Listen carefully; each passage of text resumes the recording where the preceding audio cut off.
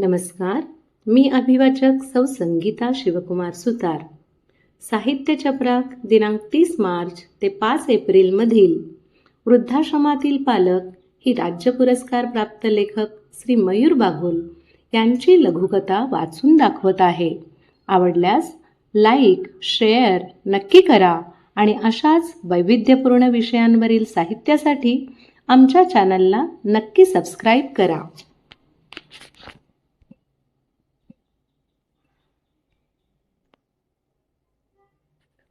वृद्धाश्रमातील पालक, लेखक श्री मयूर बागुल.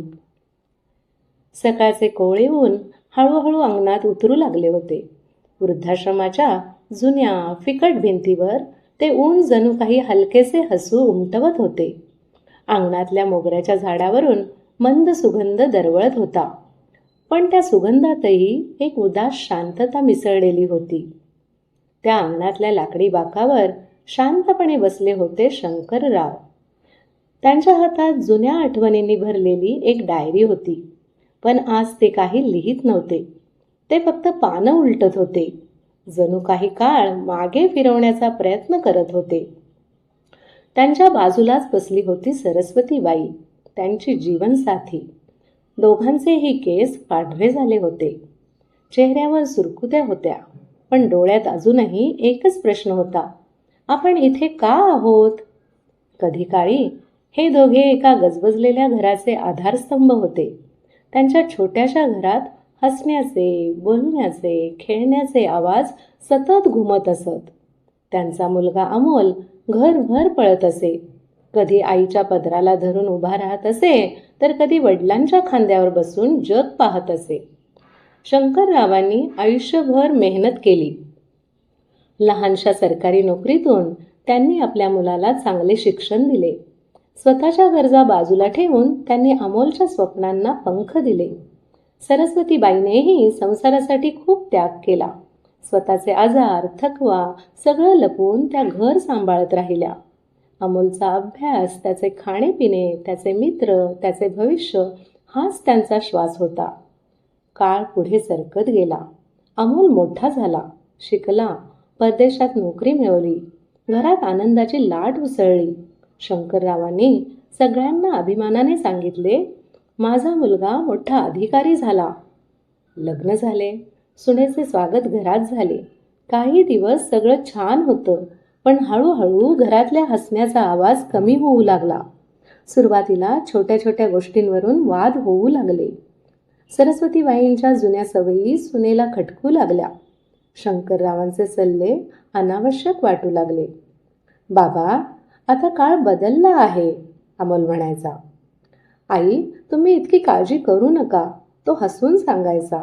पण त्या शब्दांमध्ये एक दुरावा होता. एके दिवशी अमोलने शांतपणे सांगितले, बाबा, आई, आम्ही दोघेही नोकरीत खूप व्यग्र असतो. तुमच्यासाठी एक चांगली व्यवस्था केली आहे. तिथे तुमची योग्य काळजी घेतली जाईल. त्या व्यवस्थेचे नाव होते वृद्धाश्रम. त्या दिवशी सरस्वतीबाईंच्या हातातून पाण्याचा ग्लास निसटून खाली पडला. शंकरराव काही बोलले नाहीत. त्यांनी फक्त मुलाकडे पाहिले. ज्या मुलासाठी त्यांनी आयुष्य घालवले होते, आज ते दोघे त्या वृद्धाश्रमात होते. तिथे सगळ्यांचीच कहाणी जवळजवळ सारखी होती. कुणाला मुलाने सोडले होते, कुणाला मुलीने, कुणाला स्वतःच्या घरात जागा नव्हती, तर कुणाला वेळ नव्हता. दुपारच्या जेवणानंतर सरस्वतीबाई नेहमीप्रमाणे खिडकीत उभ्या राहत त्या रस्त्याकडे पाहत राहायच्या. आज येईल का अमोल? त्या हलक्या आवाजात विचारायच्या. शंकरराव नेहमीप्रमाणे हसत म्हणायचे, हो, कधीतरी येईल. पण त्या कधीतरीचा दिवस अजून आला नव्हता. एके दिवशी वृद्धाश्रमात छोटा कार्यक्रम आयोजित केला होता. काही शाळकरी मुलं भेटायला आली होती. त्यांनी गाणी म्हटली, कविता सादर केल्या. त्यातल्या एका लहान मुलाने आईवर कविता म्हटली. सरस्वतीबाईंचे डोळे भरून आले. त्यांच्या मनात आठवणींचा पूर आला. अमोल लहान असताना आई म्हणत त्यांना मिठी मारायचा. कार्यक्रमानंतर ती मुलं वृद्धांशी बोलत होती. एक मुलगा शंकररावांजवळ आला आणि म्हणाला, आजोबा, तुमचा मुलगा कुठे आहे? क्षणभर शंकरराव गप्प राहिले. मग हसून म्हणाले, तो खूप मोठा झाला आहे, खूप दूर राहतो. त्या मुलाने सहज विचारले, तो तुम्हाला भेटायला येतो का? शंकररावांच्या डोळ्यात पाणी आले, पण त्यांनी ते लपवले. तो येईल, त्यांनी फक्त एवढेच म्हटले. त्या रात्री सरस्वतीबाई झोपल्या नव्हत्या. आपण काही चूक केली का? त्यांनी विचारले. शंकरराव शांत होते. आपण त्याला खूप प्रेम दिलं म्हणूनच का तो आपल्यापासून दूर गेला?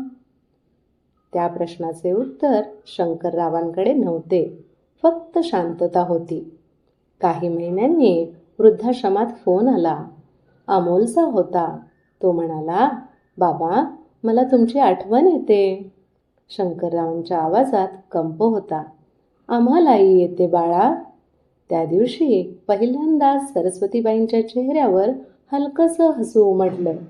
काही दिवसांनी अमोल वृद्धाश्रमात आला. त्याने आईवडिलांसमोर येऊन मान खाली घातली. माफ करा, मी चुकीचा होतो. सरस्वतीबाईंचे डोळे भरून आले. त्यांनी त्याच्या डोक्यावर हात ठेवला. पालक मुलांना कधी दोष देत नाहीत. त्या क्षणी वेळ जणू थांबली होती. वृद्धाश्रमाच्या अंगणात पुन्हा एकदा हसण्याचा आवाज घुमला, पण त्या हसण्यात एक खोल सत्य दडलेले होते. पालक कधीच वृद्ध होत नाहीत. ते फक्त वाट पाहत राहतात, त्यांच्या प्रेमाची, त्यांच्या मुलांची आणि त्या एका क्षणाची, ज्या क्षणी कोणीतरी पुन्हा आई किंवा बाबा म्हणून हाक मारेल. धन्यवाद.